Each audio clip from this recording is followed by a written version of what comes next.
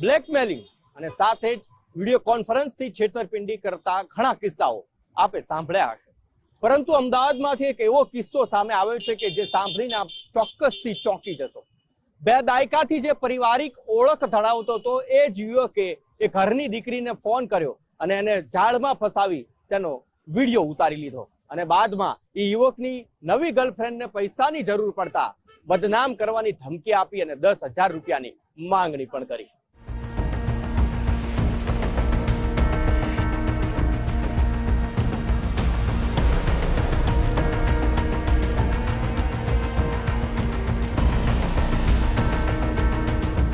पूर्व प्रेमिका के प्रेमिका द्वारा एकबीजानी पजवणी અને સામાજિક બદનામી કરવાની ધમકી આપીને રૂપિયા પડાવવાના કિસ્સા વધતા જાય છે।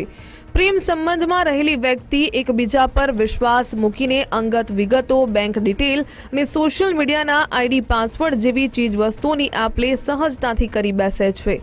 બસ આ વાત તે વ્યક્તિની જિંદગીભરની ભૂલ બની રહે છે। અમદાવાદના બોપલમાં રહેતી ફોરેન્સિક સાયન્સનો અભ્યાસ કરતી 19 વર્ષીય વિદ્યાર્થિનીને તેના જ પૂર્વ પ્રેમીએ બ્લેકમેલ કરી। આનંદનગર વિસ્તારના એક ફ્લેટમાં લાંબો સમય સાથે રહેતા યુવક અને યુવતીના પરિવારજનો 2 દાયકાથી એકબીજાના પરિચયમાં છે, તો યુવક અને યુવતી પણ રિલેશનશિપમાં રહ્યા છે, જેનો ફાયદો ઉઠાવીને શાતિર ઈસમે 2 ઓગસ્ટે યુવતીને વોટ્સઅપ વિડીયો કોલ કરીને પોતાનું ઇન્સ્ટાગ્રામ એકાઉન્ટ બંધ હોવાનું બહાનું બતાવ્યું, જે બાદ યુવતીનો ઇન્સ્ટાગ્રામ આઈડી અને પાસવર્ડ મેળવીને ધમકાવવા લાગ્યો। આ યુવકે યુવતીની જાણ બહાર ન્યૂડ વિડીયો ઉતારી લીધો, જે બાદ કાતર વડે યુવતીને સાથળ પર કે અક્ષર કોતરવા મજબૂર કરી। આ યુવતી પોતાના વશમાં આવી હોવાનું લાગતા યુવકે હવે તેને નવી ગર્લફ્રેન્ડ સાચવવા પેટે થઈને દર મહિને પીડિતાને 10,000 રૂપિયા ચૂકવે તેવી માંગણી કરી।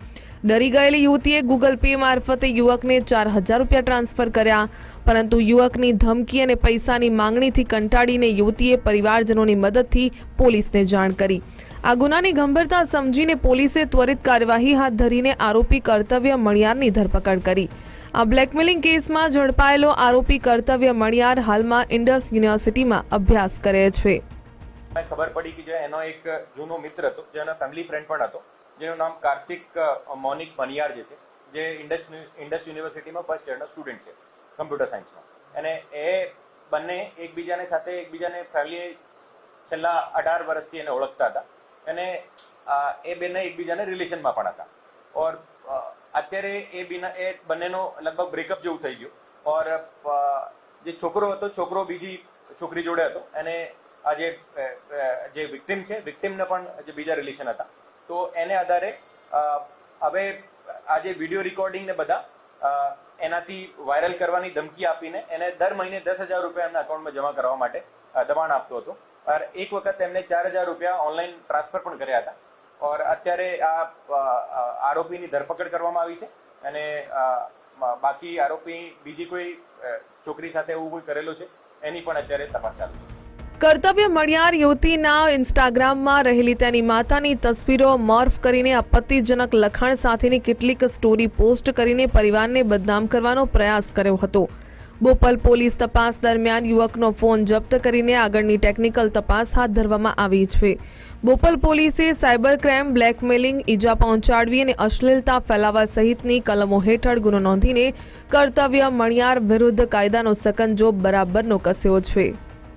બંને જે છે એક જ સોસાયટીમાં આનંદનગર વિસ્તારમાં રહેતા હતા અને એકબીજાને ઘણા સમયથી ઓળખતા હતા।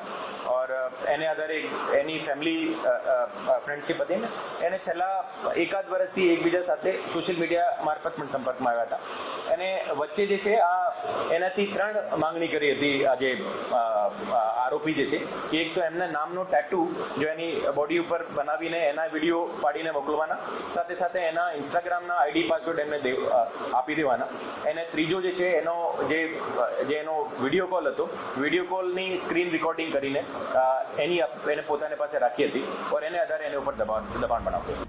આ કેસમાં પીડિતાએ સૌપ્રથમ કોલેજના મિત્રો પછી પ્રોફેસરને જાણ કરી હતી, જે બાદ યુવતીના માતા પિતાએ પહેલાથી પરિચિત આરોપી કર્તવ્યના પરિવારજનો સાથે વાત કરવા છતાં કોઈ ઉકેલ ન આવતા બોપલ પોલીસ સ્ટેશનમાં ફરિયાદ નોંધાવી હતી. બોપલ પોલીસે આરોપી કર્તવ્ય મણિયારની ધરપકડ કરીને તેણે અન્ય કોઈ યુવતીઓ સાથે કોઈપણ પ્રકારનું બ્લેકમેલિંગ કર્યું હોવાની પણ શક્યતા નકારી શકાય નથી. તેથી કર્તવ્ય મણિયારની ગુનાહિત પ્રવૃત્તિને છાવરી રહેલા તેના પરિવારજનોની ભૂમિકા પણ શંકાના દાયરામાં છે. અર્પિત દરજી, ગુજરાત ફર્સ્ટ, અમદાવાદ.